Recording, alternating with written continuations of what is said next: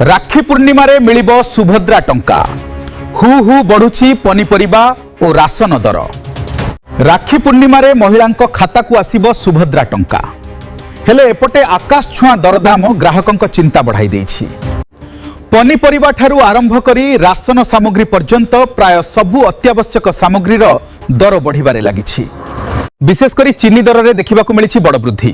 मात्र 2 सप्ताह पूर्व केजी पिछा 55 टंका बिक्री होता चीनी एवं 65 टंका पहुंची।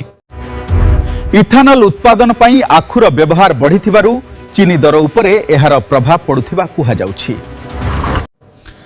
सेहिपरि परिबा बजार रे मध्य दरदाम ग्राहकों को कलबल करुछि।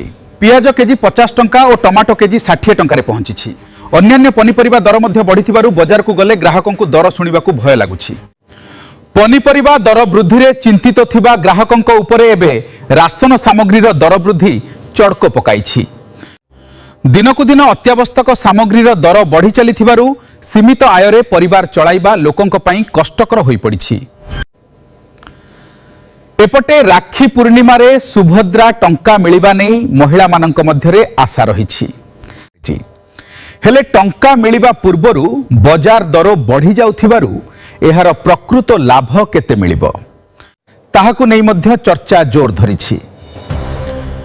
बढ़ुथिबा दरदाम उपरे नियंत्रण लागिबा सह ग्राहकों को आश्वस्त करिबा पई सरकार तुरंत पदक्षेप नेबा आवश्यक बोली दाबी हेउछि।